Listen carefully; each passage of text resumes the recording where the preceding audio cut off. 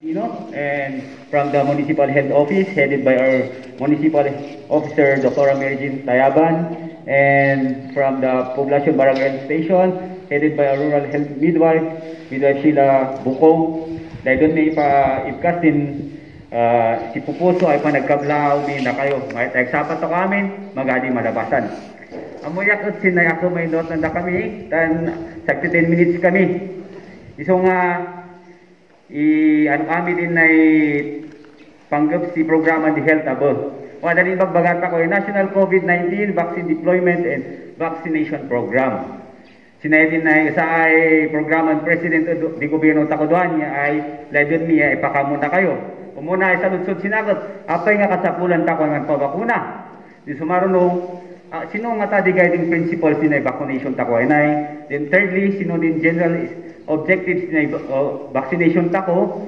Number 4, musino din population ay priority sinan vaccination tako. Vaccination. Yan number 5 din, frequently asked questions sinda tako ay manilimod lang. Ngamno din frequently asked questions, wada din di ay easy materials ay naidot on dako ikaw niyan. Amo kay binasa yo di, wada di background yun, panggap sinan vaccination tako anon. Kaya umuna, apay nga kasapulan da ko ay magpabakuna. Di kananas na yung upat ay rason. Di first cut gaposta, magadi agas pa lang din ay COVID-19. I'm sorry sir, makasaga makauti ka kanisa ba? Okay lang. Gaposta, magadi agas ako sinay COVID-19. And usahay ilan day solution through COVID-19 vaccination. And number 2, sigurado ay no adita kung pabakuna, umalis na umalay tawod, umatngato di matoy or masakit panggapsinan COVID-19.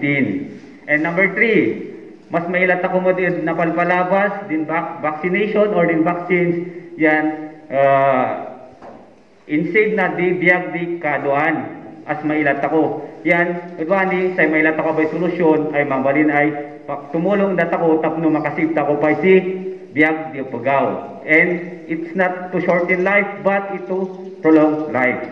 And number 4 is strengthen the above the prevention, detection, isolation, and treatment para sinay COVID-19 cases tako. What can the legal basis man din ay government ako na matin kananasin 1987 Philippine Constitution Article 2 Section 15 kananas the state shall protect and promote the rights of the people and its health consciousness among them. Isang mamagan din gobyerno tako amin ay minimum health standards tapno mapreventaran tako di panagwaras ya panagado din ay COVID-19 ay nay. Sumaruno, may tako sino din guiding principles di vaccination ay nay. Waday 5 ba yung pwedas na. Number 1 is for the public good. So nga naamag din ay vaccination ay para si pansayatan ni pangkaduan. Pansayatan po ko amin. Number 2, it is a national ownership. So nga, di bagbaganas natin gobyerno laang, di mabalin ang mag-procure sin vaccines. No other than the national government through the emergency authorization, use authorization. And number 3, wala na bagbaganas ng shared responsibility and partnership. Iso nga, nalawag na, responsibilidad mo, ya responsibilidad ako. Amen. Ya, number 4, we have integration. Di kananas na, kasapulan integrate ako sin health system di Pilipinas na, tan ililaan da, vaccination is the best of the solution ay mabalay may ilat ako mabalay ay tapno abakan tako din ay COVID-19 pandemic and number 5, innovation. Di kananas na, kasapulan tako i-adapt din any scientific method ay ikan conduct din ay medical experts tako tapno ilan tako mo effective ya safe din ay vaccine tako. Then umuyak at sinan general guidelines na. The number 1 sinay guidelines di kananas, as long as the vaccines are granted with emergency use authorization, it means that it is safe and effective. Din na emergency use authorization, kami na inaikot, indaw-dawat din Philippine Food Drug Administration tako. Sinood na, sinay tap no mas mawatan tako by din emergency use authorization tako ket nanlabas at sa si tulo ay phase. Then first ay phase kat wala ni bagbagat ako pre-clinical trial si sana kat in practice na sin bakos, sin utot, asidan i-practice asidan inilada imida sin phase 1 clinical trial. At ipadas na si Upugaw, healthy individuals ay man bilang si usa simpo ang gana singkasot kat mayat. Di inila day mayat imoy dabo sin phase 2 clinical trial. Iso ngayon padas na din si Upugaw ay 100 ganas 1,000 ay kabibilang na. Hindi mailan day ang mayat sin phase 2 imoy da sin phase 3 clinical trial. Sinay din na map nga din nay trial ta ko ay nay. So nga nakaalada si emergency use authorization from the Philippine Food Drug Administration. So nga salang di ladinay kaliyon, as long as wada the emergency use authorization na from granted by the Food Drug Administration, it is safe and effective. Number 2, the vaccination shall be voluntarily for all Filipino citizens. But even though it is voluntarily, we need informed consent is required. Sino nga ta din nay informed consent? Sinaykat, numumay kad ospital, sakbay kayo mo pira, waday papirmadan da ko informed consent. Siya, di kananas din ospital, yan anong anad din rights ta ko as patient. Isang mawada din rights ta ko as to refuse, right to be informed, yan amin ay rights kat wadas di. Then, number 3, di pinaka-rule sina kat no magadi emergency use authorization ay dawat di Philippine Food Drug Administration sinay o manufacturers ni vaccine bakon dan idawat ang databo. Wada di pito ay panpipilian da ay manufacturers for vaccines in ay umahali kumas ng Pilipinas. Number 1 is dagat AstraZeneca, Gamaleya, Janssen, Moderna, Novavax, Pfizer, and Sinovac. Ngam, di wada pa lang sinay na approval or nagrantan si emergency use authorization na kat watulo. We have the Sinovac, then secondly, the AstraZeneca, and magapay lang din Pfizer. Sino din tulo ay bakuna ay mabalin ay dapat nasnan Pilipinas. Then, umitakot si pang upat, sino nga tatin priority population groups ay may dawatan si bakuna. Sinay din at ano di saludsod iman din amata ko. Tanay tatapidas na. Sin phase 1, wadan priority eligible A kananas na. Wada kami sin A1. From line workers in the health facilities, both national and local, private and public, health professionals and non-professionals like students in health and allied professions courses with clinical responsibilities, nursing aides, janitors, barangay health workers. Sinay din kaman first ay priority. Then sumaruno din ay senior citizens age 60 years old and above. Di kanandas na, ay dotasan bakuna, tapno maptiktibiyag sa bumasiti population tako. Nga maga, nila tako mo sin guiding principles na one is the public good. Iso nga para sin pansayatan tako amin na. No, way sunod nyo pa mami, mabali na yung opinion sin public forum siya, nito no, ada si Dr. Emang Sumbatisa. Yung ada kami madlang. And we will answer you based on the omnibus guidelines that are downloaded to us.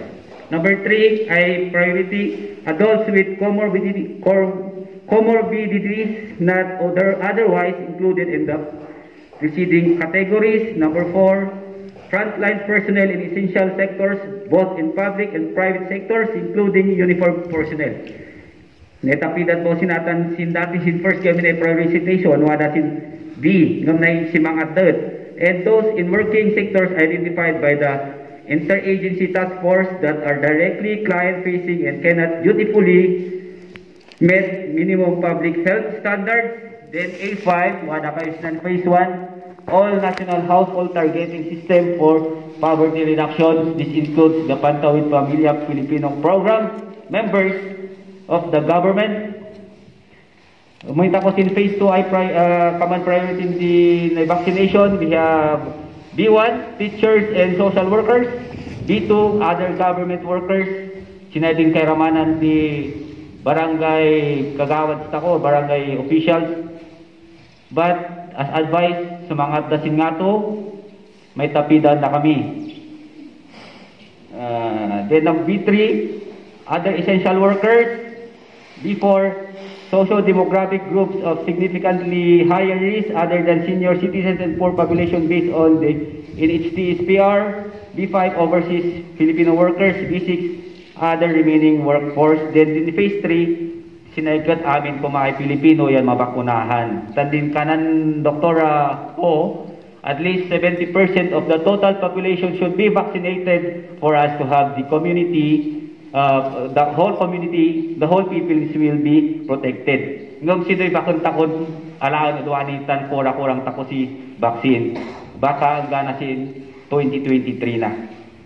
And lastly, wadas na sa lutsod, ay kadon ay sa lutsodon da, din udong ba ay pamandi na headcore or the LGU, yan mabalinda ba man procure sin vaccines para deda? The answer is no. Amin ay mandalan sin ay ledo naman procure, it should be tried. Dapat tuludi, dapat mandandalan sin national government. For example, so din municipality of Bacol, ledo naman procure sin vaccine para sin Ilida, then the local government of Bacol, then the national government and the vaccine manufacturer. Kama na rin lang sin headcore. The headcore, then the manufacturer of vaccine and the national government. Amin ko, dapat mandala sin national government ako. Tandinus usaran ako gamin udwani emergency use authorization because of this pandemic. And lastly, amok ay wadwat ako, amok ay adit akon baka hindi agam-agam ay kanandad ko niyan. Wada ibasak sinan sinaring kararag David abot ako ay Diyos hindi man dordua si siya kananas ng Salmo 139:1-2 o apo inusig naket amuna among amin nga aramid ko among dagitipan panunod ko ora adaka iti adayo sana sintulay basaon di daw-dawatan mi we are the author of our health ngam we highly encourage you to consider the program of the government for the safety of the safety and the common good of the people. This is voluntarily.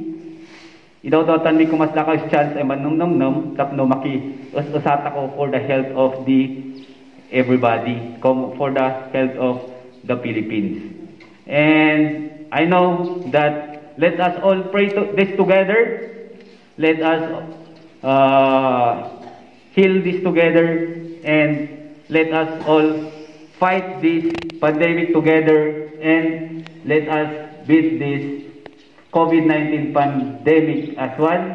And once again, what sana ni mabanay bingay mi mayat ay sapat ako amin.